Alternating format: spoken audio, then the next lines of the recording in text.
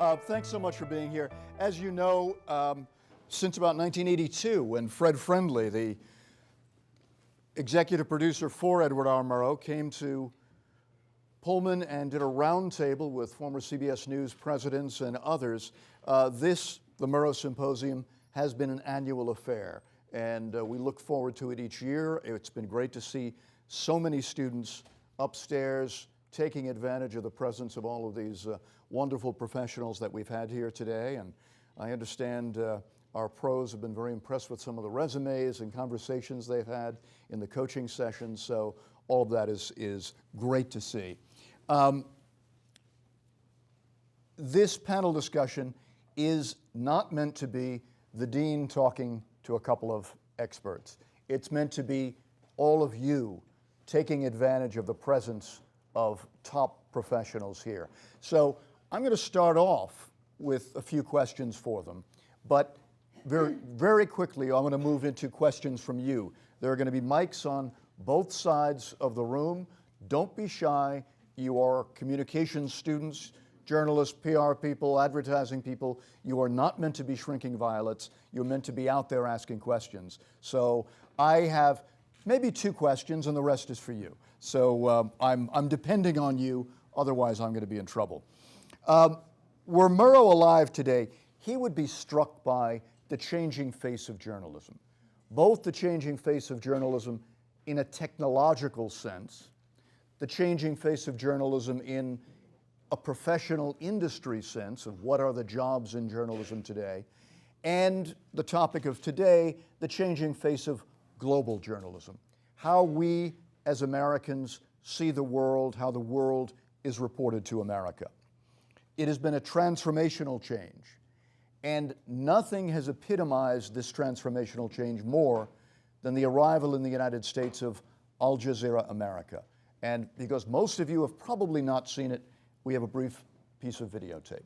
Audiences are intelligent, and they know that their needs are not being met by American TV news today. The entire media culture is driven by something that's very, very fast. There's been a lack of fact-based, in-depth, serious journalism, and we fill that void. There is a huge opportunity for Al Jazeera America to change the way people look at news. We don't just parachute in on a story, quickly talk to a couple experts, and then leave. One producer may spend 3 or 4 months digging into a single story. At Al Jazeera, there's resources to allow us as journalists to go in depth and produce the kind of films for people that you don't see anywhere else on television. We intend to reach out to the people who aren't being heard. We want to see the people who are actually affected by the news of the day. It's digging deeper. It's asking that second, that third question, finding that person no one's spoken to yet. You can't tell the stories of the people if you don't get their voices out there. And Al Jazeera America is doing just that. We're very lucky to have with us today 2 people who are key players at Al Jazeera America. One of them you may recognize from American television, John Siegenthaler.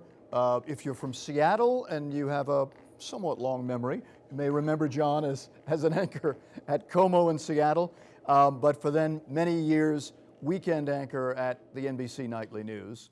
Marcy McGinnis and I go back a bit of a ways. Marcy was a longtime producer at CBS, worked her way up through the ranks, and ultimately was the vice president of news gathering at CBS. Marcy now holds that same job at Al Jazeera America.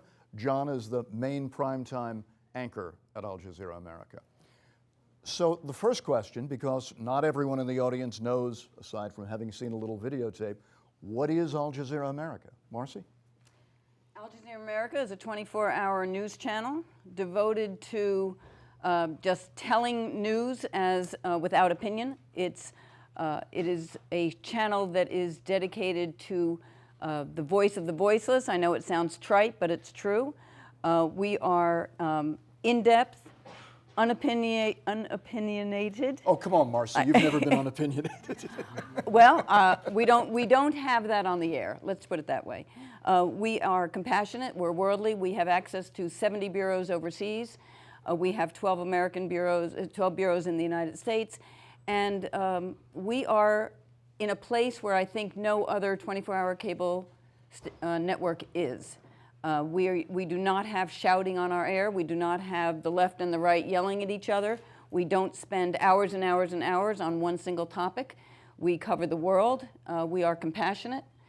We are finding the voices of people who have not been heard. And we are telling their stories. And we are telling the stories of how legislation, how bills that are passed, how they affect real people. We don't just tell Democrats are saying this and the Republicans are saying that. We're saying, how does this affect real people? And that's what our channel is about. I should add, for those of you who assume that your professors know nothing and are disconnected from the world, Marcy is a former associate dean at Stony Brook in New York and went back into the industry. John, you also left the industry. I did. And you came back. Why? Why did you leave, first of all? I was going to say that maybe the industry left me. A lot of that going around. Yeah, there is. There is a lot of that going around. I was, why did I come back? Well, I left and stayed away, I think, for several years because I felt that there was a trend in journalism that was distasteful. That it seemed to me that what was going on in journalism, this trend of celebrity and sensationalism and verbal food fights on the air, where opinion seemed to rule and where there was much more heat than light, was not the journalism that I had gotten into when I was thinking about it in college. And so, when they came to me and offered me this opportunity to work for Al Jazeera America, I was skeptical at first because I was unsure that there could be another cable channel that could be dedicated to serious news, to unbiased news, to in-depth reporting. And so I talked to them about it, and I came away convinced. And I think that if and when you get a chance to watch what we do, you'll see that we provide broadcasts, news broadcasts that are dedicated to what's going on in the world. Not just what's going on with Miley Cyrus or Justin Bieber, that we are covering stories that are beyond our borders, that I think others aren't reporting, stories in this country that others aren't reporting. So it was a no-brainer for me. They asked me to do 2 broadcasts that of an hour length that was serious news. That they weren't as concerned about ratings. They were concerned about covering stories and covering stories that others weren't covering, and I said yes. A lot of you will have heard Al Jazeera, Qatar. It's gotten somewhat of a bad reputation over the years. Can you explain, Marcy, the landscape of Al Jazeera and the reporting lines and the politics?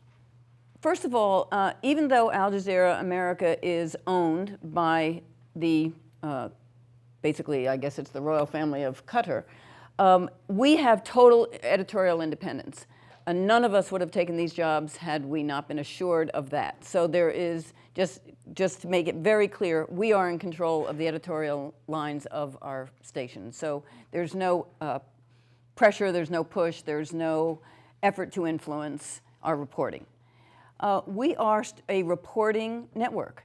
We are out there reporting, finding stories, reporting stories, and basically the landscape is very simple. It's find good stories, tell them in interesting and compelling ways, and tell stories that other people aren't telling. When I say the landscape, what I really mean is Jazeera has several channels. They aren't the same. John, can you explain that? I'm not sure I can, but Al Jazeera has more than 20 channels around the world.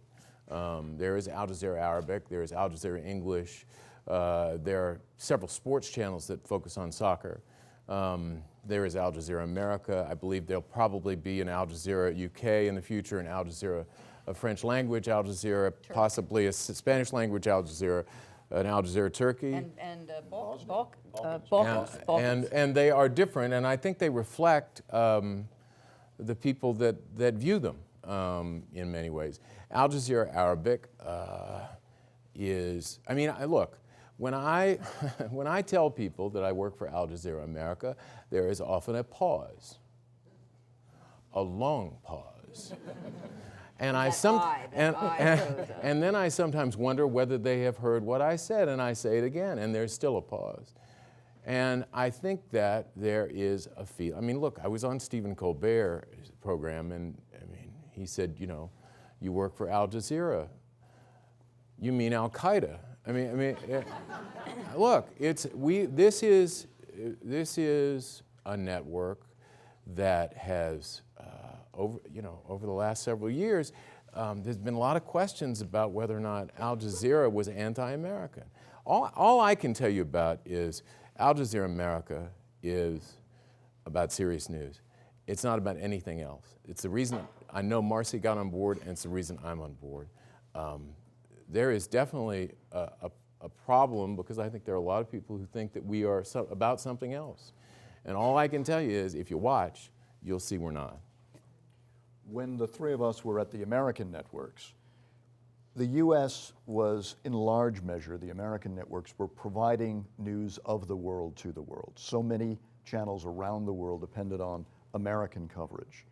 Now, Jazeera's arrival here, has it turned that model on its head? Well, certainly the coverage of international news in the United States is turned on its head by us, because if you watch the other networks, you're lucky if you see 20 seconds of a particular story, you know, and it all looks the same. If there's protests going on somewhere, you'll see 20 seconds or 15 or 20 seconds of protests. And we can provide context. We do 3-minute, 5-minute pieces. We will provide the context. We'll provide explainers. We'll guest around it. We will do 3-minute pieces. So we've got the time, and we've got the inclination, and we've got the context, so that our audience is actually learning something more than two groups of people are fighting in a place called Ukraine. Okay. I mean, for those of us who worked in the major networks, we know that they closed the bureaus, not just in this, closed bureaus in this country, they closed bureaus around the world.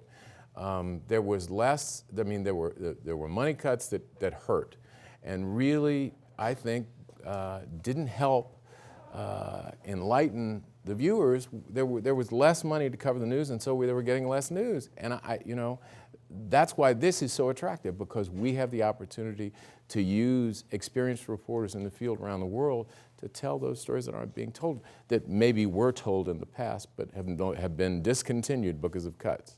A couple of years ago, CBS was down to 2 correspondents based outside the U.S. How many does Jazeera have? Well, we have access to Al Jazeera English reporters, and there's 70 bureaus, and there's a reporter, at least one reporter in each place. So that's 70, if you can imagine. I mean, I sleep so well at night knowing that if breaking news happens overseas, someone's going to be there and be able to report for us. We had the earthquake in Chile the other day, and we were on the phone with Lucia Newman in Santiago. Within, I mean, we beat everybody on the air, and we were on the air for a good long time before they were able to get their folks going. I mean, that happens regularly on breaking news story. If there's something going on in almost any country in the world, we have somebody close, and we're able to get them. If we can't get them live up right away, or we can't get them on Skype, we got them on the telephone, and they're sharing their expertise and providing insight. And then we'll send our Al Jazeera America reporters to places. We sent our team down to Venezuela for a week and a half. They did stories down there. This is something that I've never done before. Send a team to Venezuela for a week and a half to be able to explain what's going on down there. Go to the borders where the refugees are coming out of Syria.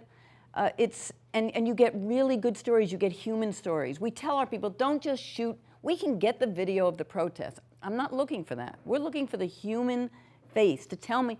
A young man last night asked me, how can I make my stories more special if I'm covering something like the Crimea? I said, find a human being who the story is affecting and tell the story through that person. Because everybody likes to hear human beings' stories. Because you think, oh, they're not like me, they live in Syria. Well, guess what? They are, because they want the same things for their families.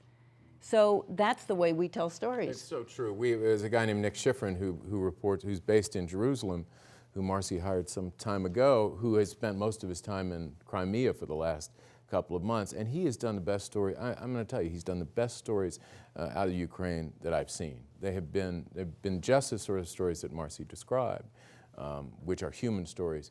I mean, we can get the press conferences. Everybody's got the press conferences, and you can get them on your iPhone, but you can't get this sort of reporting. It's very difficult to get this kind of reporting. It's not spread so widely, and that, I think, makes the difference.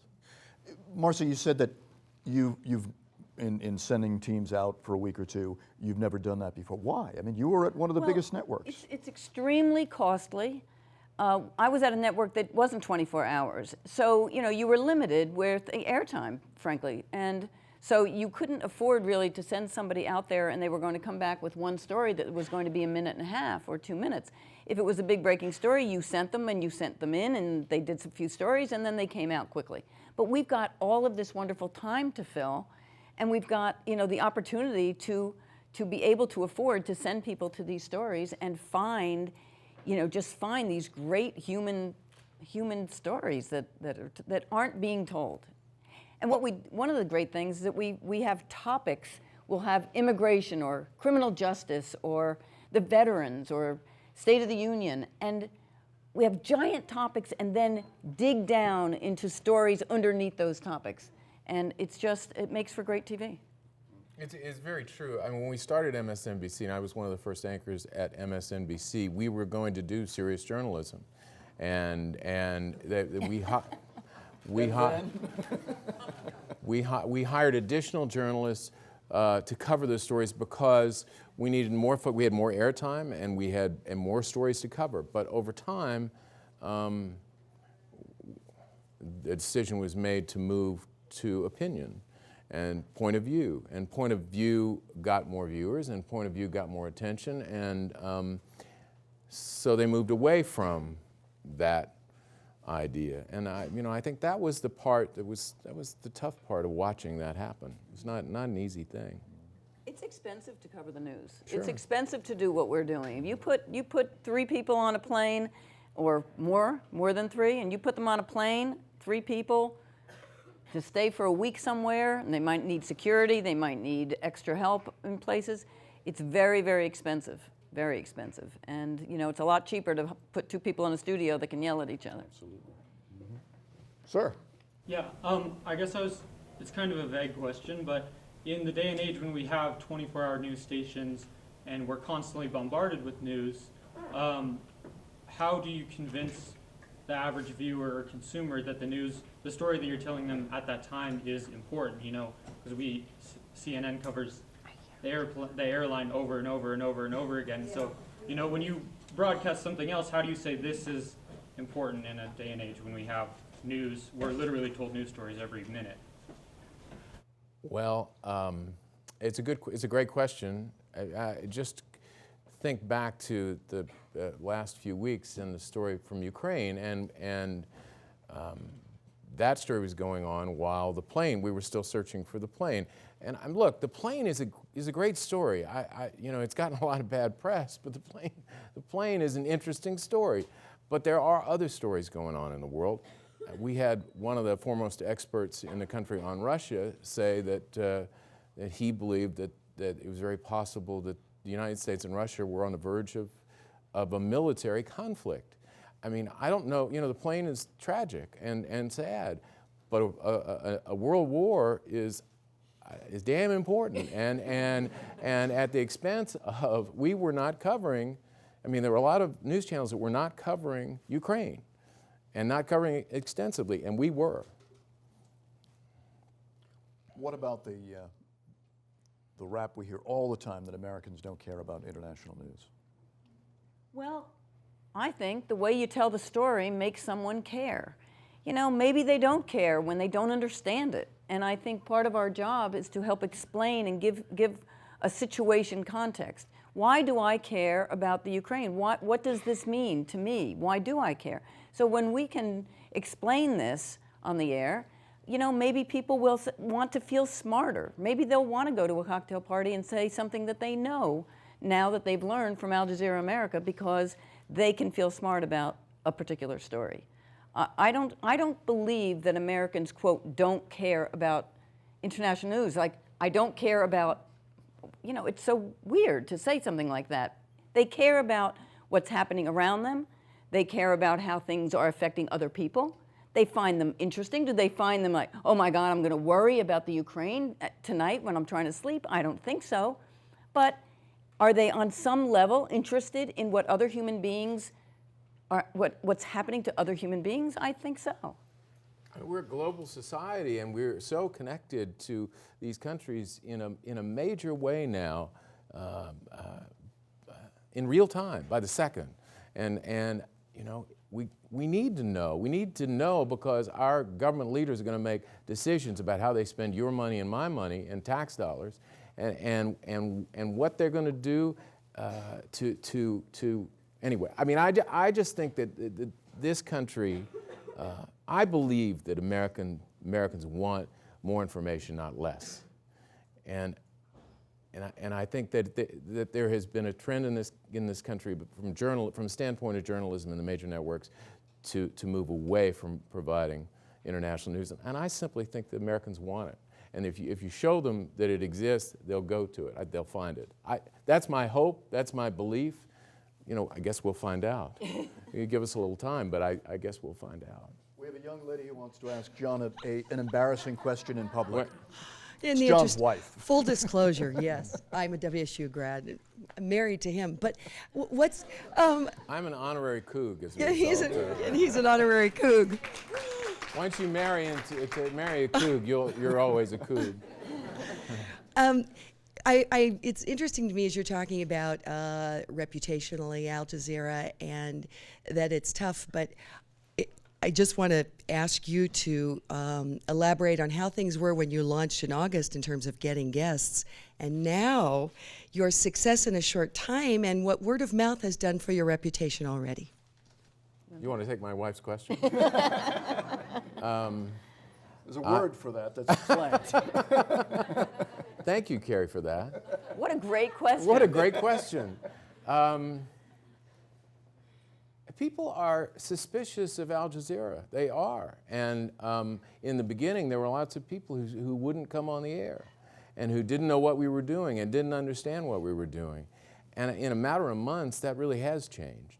There are people who understand that and have seen the stories that we produce and we cover, and now they're open and willing to participate. And I think as time goes on, that will change even more. And when we interview, you know, our interviews they're provocative, they're thought-provoking, but they're not obnoxious. You don't come in. John doesn't ask a question that he already knows the answer to. He's not going to try to plant, you know, to plant something. He's asking a question so that somebody can honestly tell them what the answer is. As you know, it's not one of these, you know, predetermined. Okay, I'm just going to let this guy spout out his opinion. It's a real interview that's getting at the meat of the topic. And have you asked about black holes? I have not asked about black hole. I've asked about the real black hole. Actually, that made news. The Big Bang, anyway, made news. Mm-hmm. But no, not in regard to the airplane. No, the Malaysian jetliner. Paul Casey is the chair of our advisory board. And let me say, my producer whispered in my ear, suggesting that if you have questions, you want to sit in your seat, just raise your hand. I'll repeat them so everyone else can hear. Less awkward. Now you tell Now me. I tell you, yeah, exactly. Right. Question, no secret that the audience right now is rather thin for Al Jazeera America. And hoping you succeed, and you've had the opportunity to be here to explain a lot to this audience, but you're not going to have that opportunity to have this captivated audience when you're out there trying to promote the station and trying to get it out there. What strategies do you have to convince, let's say, to try to get other people from other networks, just the American public, to start tuning into Al Jazeera? And is there a timetable and things like that where you really can attract an audience much larger? I know that's certainly a goal. Well, we have a big marketing department, and you know, we just recently got the channel on to Time Warner, So that means a lot more eyeballs in some very important cities around the country. And the marketing people at Al Jazeera America are like the marketing people in any other network. They're doing, ad campaigns and TV campaigns and radio and web and, everywhere you turn, you're seeing a very strong marketing push. So that's helping. Our ratings, they are, as you point out, minuscule right now because people don't know where we are. Some people are afraid to watch because they think they're going to become terrorists if they watch. But the truth of the matter is many people can't find us yet, so we need the marketing campaign to say, hey, we're on Channel 57 on Time Warner, we're here on Verizon, we're here on Comcast. And word of mouth. And also just, John interviews John McCain. There's a whole slew of people on Capitol Hill that say, well, if it's okay for John McCain, then I guess it's okay for me. And then people begin to come on and word of mouth spreads and things like that happen. Well, yeah, and I just have to be absolutely in it for the long haul. But when MSNBC started, and shortly thereafter Fox News Channel started, they didn't measure ratings for 3 years. I mean, it was not made public for 3 years because we were Current TV before. The ratings are public anyway now that we've become Al Jazeera America. It used to be Current TV, now we're Al Jazeera America. So the ratings are public. Now I can tell you, having sat through those meetings at MSNBC in the beginning, they were as bad or worse in the first 6, 8 months or a year or even longer. So it takes a long time to build a network, and it takes a long time to build a brand, and for people to find you and understand who you are. And we're different from an offshoot of NBC News. And that makes it even tougher for us. And the challenges we face are well known when it comes to public relations. But I think our goal was to sort of get our feet on the ground, get the network started, get it up and running, and then begin to sort of let people in. And we're in half the homes of CNN. We're in half the homes of MSNBC, essentially. Now that's changing every day, and we're adding eyeballs. We're in 50 million, they're in 100 million homes. But until, that's going to be a process that takes time. But you bet, we're in it for the long haul. It might also be useful for the audience. Cable audiences, we hear CNN seems like it's everywhere, everyone watches it, Fox, but the cable audience is pretty tiny. Small. Yeah, the perception is that the cable audiences are huge and much bigger than the networks. The networks are still getting, they used to get 75 million people every night, but now they're still getting, 10 million? Not even that. It depends. Nightly, when we did Weekend Nightly, we were getting 11, maybe 12 million on a good night on a Saturday and Sunday, and I think it's down several million from that. It is, but all three combined, absolutely. You're getting. I think it's more like 25 million or so. If you take the 3 networks, you're talking probably 25 million viewers a night. That's a lot. That's the best way to reach people still. Versus cable, which is they get a million. They get a million. O'Reilly might get 2 million at tops if he gets even that much. I think the combined CNN, Fox, MSNBC combined primetime audience is about 3 or 4 million. So, for that context. But there's a lot of loud mouths on that one. Well, there are loud mouths. You have a question, bro? Can you expand on why you don't allow yelling? Obviously that drives ratings. Is it to stay as fair as possible? Maybe we could ask Carrie that. We don't allow yelling. It's like we have a rule that we don't allow yelling. No yelling. We just don't invite people who we think are going to be those sorts of guests. That's really the main thing. It's out of respect for the audience. You don't have to have fights over, you don't have to call somebody stupid or put down their opinion. You can have differing opinions and have smart conversations. Our channel is about having smart conversations. Let's agree to disagree. Let's have a smart conversation about this. If I agree with you, that's fine. If I don't agree with you, you're entitled to your opinion. But you don't have to degrade the other person or call them names in order to get your point across. I think that our channel is more about respecting our guests and respecting our audience. The audience doesn't need to hear two people. Do you want to hear, you know, your kids fighting, or would you like to hear them discussing having a conversation and coming to a conclusion? I mean, you know, people do like to watch train wrecks. And unfortunately, that's what some of these cable programs have been built on.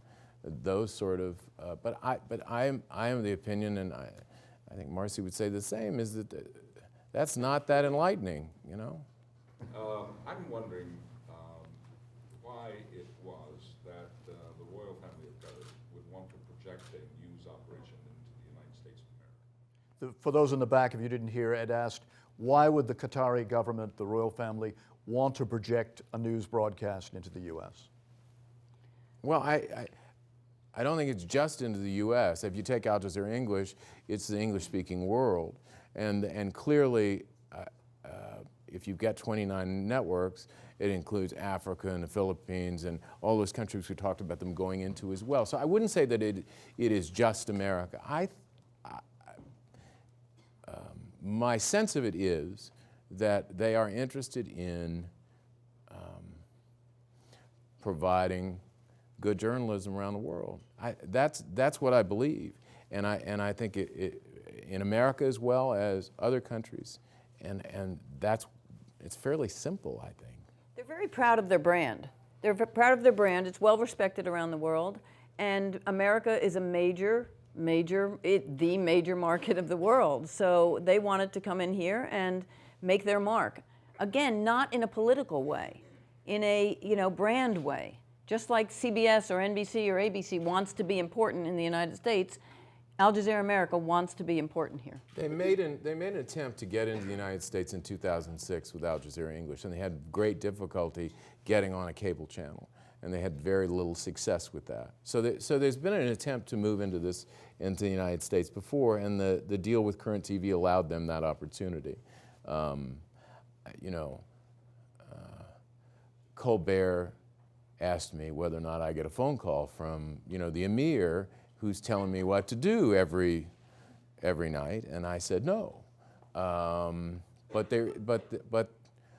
there is, I think, an undercurrent which believes that maybe there is some sort of sinister, underhanded message that that Qatar wants to get out in the United States. That's some kind of secret subliminal thing, and all I can tell you is, if that were to ever happen to me, I'd be gone, and I know she would too. So the reason we were attracted to this was because they said, okay, here are the keys to the kingdom. Put on the best newscast that you can put on. That's a great opportunity. Isn't there a piece of this, though? I mean, the idea that they're doing it in the name of great journalism, isn't it also, not that they're necessarily the subversive messages, but that it is a way for this tiny little country to be a global player, to gain influence around the world? I think probably definitely the case, yeah. I mean, sure. Kay White. Thank you, Dean Pentek. We know that there's sayings like follow the money and the one that has the gold rules. What guarantee or what indications do you have about how long the royal family will be supporting Al Jazeera wherever it is? I mean, in this country, we follow the New York Times, which has its byline, all the news that's fit to print. And then the little Aspen Flyer in Aspen, Colorado, its byline is as independent as finances permit. and how long will the royal family be backing Al Jazeera? How long is a piece of string? I don't know. They are, by all appearances, supporting us. They are investing in a new building in New York City. I don't think that's something that you invest in if you think you're going to be leaving soon, if anyone knows the cost of New York real estate. So we can only take them at their word, which they say to us, that they're in it for the long haul, and hopefully that's the truth. And they've invested in talented people for the long haul as well,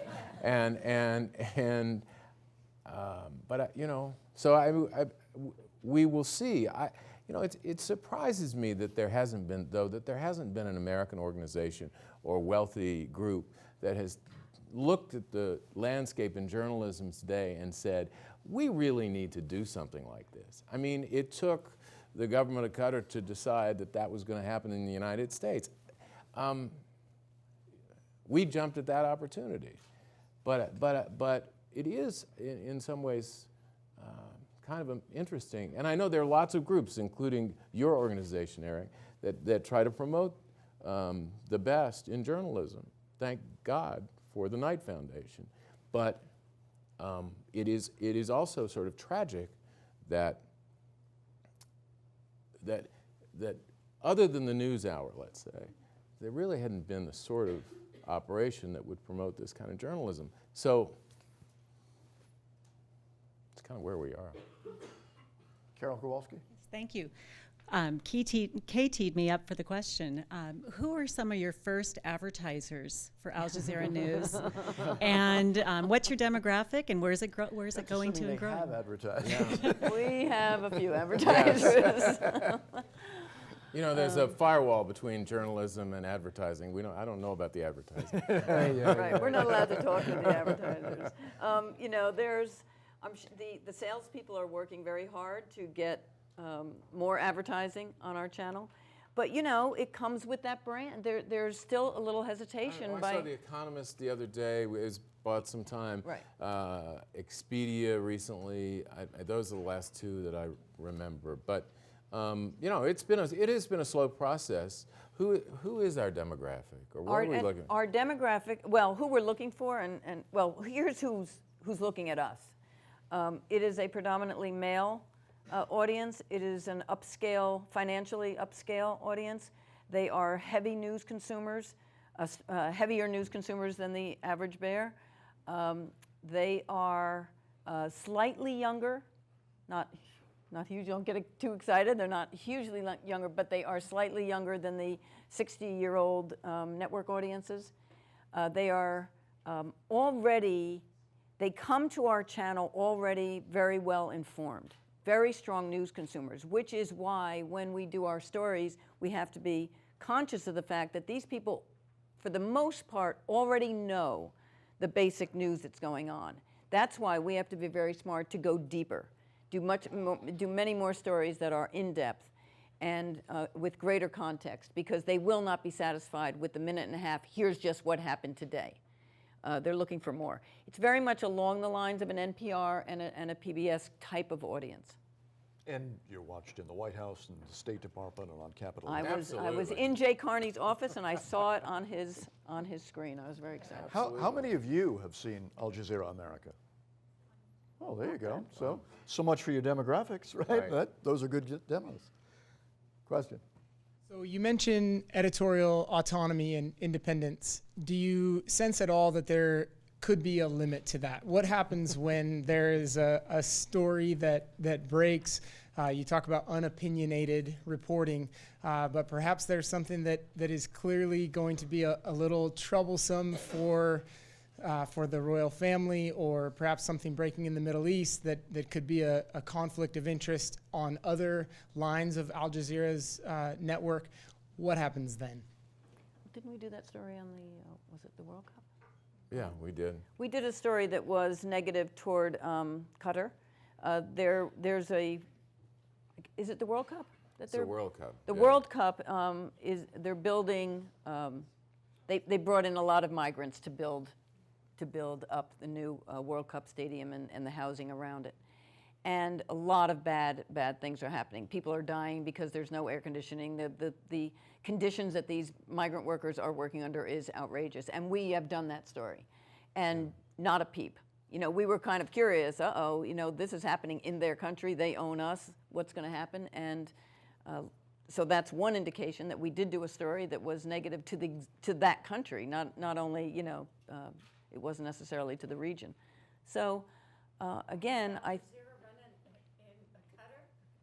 is Al Jazeera America? Yes, not America. Yeah, but yeah. Well, they're sensitive to. I mean, they would be sensitive whether it was running in their own country or not, because if we take that to the next extension, they would be mad that it was even airing at all. So our signal is for the most part airing in America, but we're not going to shy away from a story like that. where we're talking about people dying over conditions in a particular country. If it was in another country, we would have reported the story. So we're not going to. That said, your cousins or sisters at Jazeera English did take a lot of criticism for allegedly downplaying the Bahrain uprising while they focused on uprisings further away from Qatar. There were criticisms of. First of all, let me just say this: I worked for General Electric when General Electric owned NBC News. ABC is controlled by a major corporation, so is CBS. I have generally had owners that did not interfere in journalism, but I will tell you that you sometimes feel pressure. Disney, GE. I have not felt an iota of pressure from anyone associated with the country of Qatar. So look, people who own journalism operations sometimes have opinions and express them to the people who work for them, and that happens. Anybody who's worked for a TV station knows that, and anybody who's worked for a newspaper knows that. The goal is to have total independence. I will tell you that in this experience we've had total independence. That's number one. The other is that Al Jazeera English was accused of anti-American bias in this country by some people. I think that probably CBS News would have been considered anti-government anti-American by the Nixon administration. I mean, if journalists aren't pushing the limit and they aren't telling stories and pushing governments and disagreeing and challenging them, that's what journalism is about. And there are plenty of governments that challenge us by saying, well, you're not loyal to our country.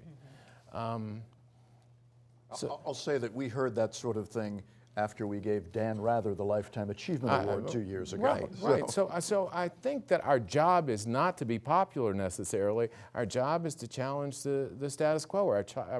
Our job is to challenge the government. And sometimes that's perceived as anti-government. Sometimes that's perceived as not loyal. It comes with the territory. After the World Trade Center, it was a very tough time for journalism because, you know, you told a story that was considered against the government, or you know, you were trying to tell a story that was not favorable to the government. All of a sudden, people were calling you disloyal, and you know, there was a discussion of should anchors be wearing American flags on their lapels. I mean, there's, you know, and if you don't, does that mean you're what? You know, next thing you know, you're talking like McCarthyism. You know, it's just not. It's not what journalism is supposed to be about. Question?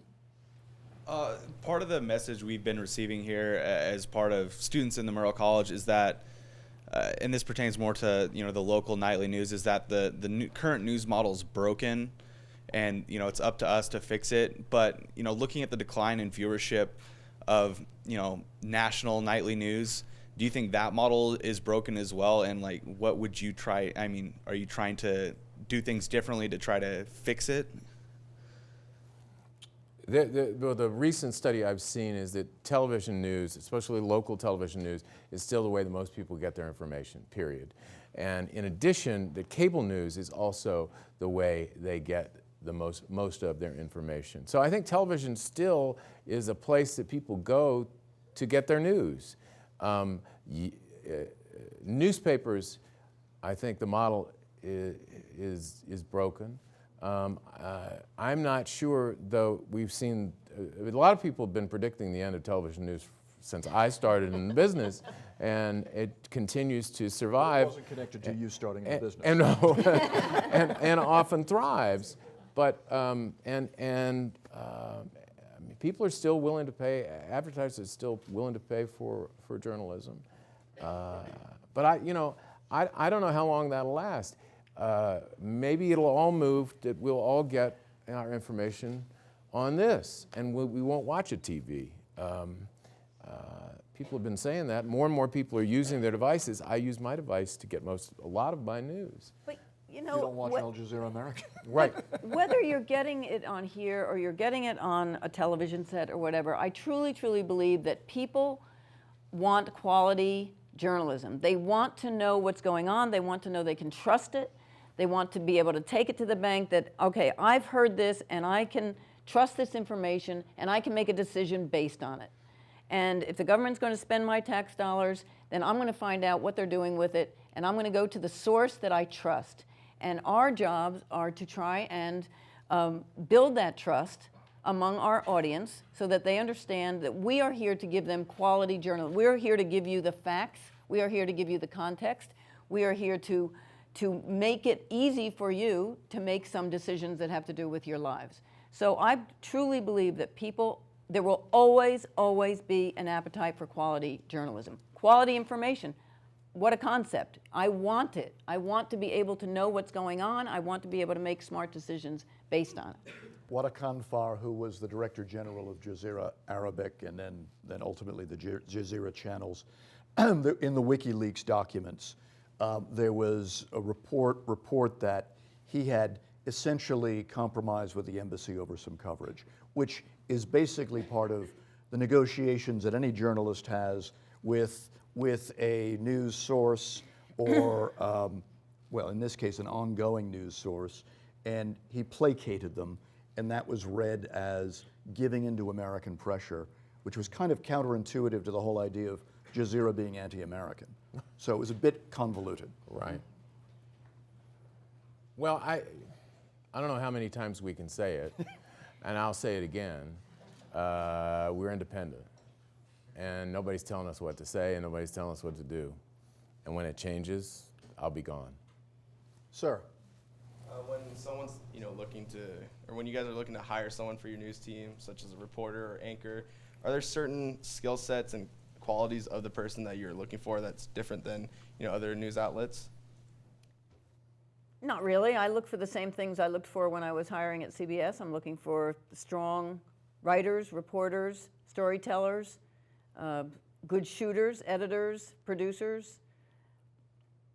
I'm just looking for smart people who know how to gather the news and how to report the news, how to tell good stories, and how to present it on TV.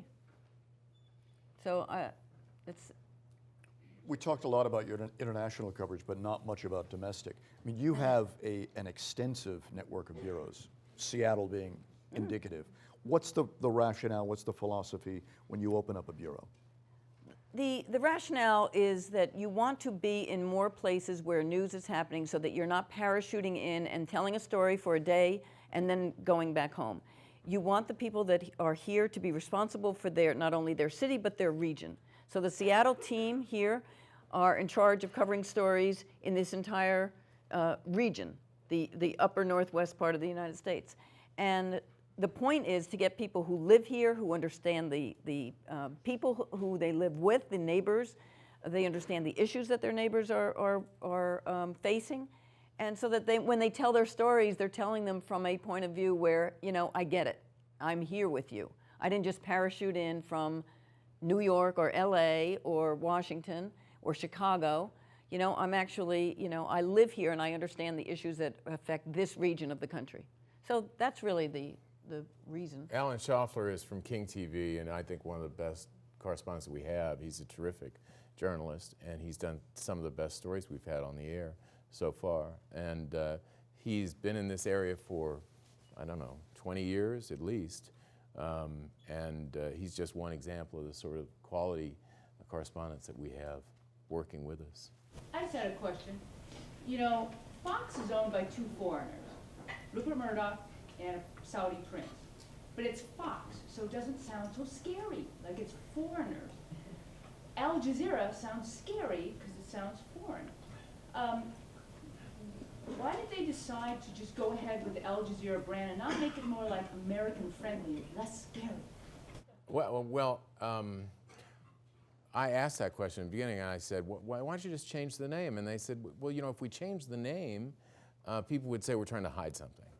And we are who we are, and our name is Al Jazeera. And so they did that with the sports network. And yes, but I think the news network is entirely different. And they said, look, this is who we are, and we're proud of it.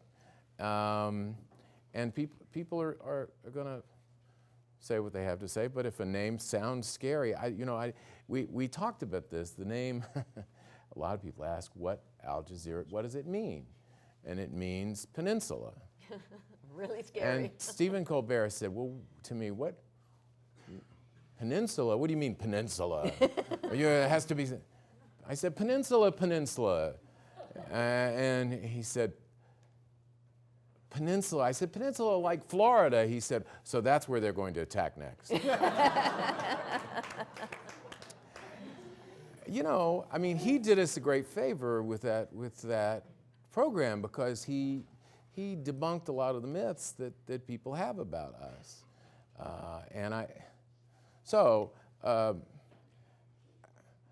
They say, why don't you change the logo? You know, the logo is the Arabic sign for peninsula. You know, as Colbert showed it up on, he said, that's terrifying. That is the most terrifying thing I've ever seen. I said, well, it means peninsula, that's all it means. You know, I think people, if they understand what we are and who we are, they won't be so subject to be scared by it. Yeah, you know what, we've done some research, and one of the interesting things that we've found in our research is if people are watching our channel without the logo, there's upwards of a 98% approval. And if the logo is on, it plummets, because they think they see something that they don't see when the logo's not there. It's quite bizarre. Marcy, thank you so much. John, thank you. Thanks for being here with us. Thank you.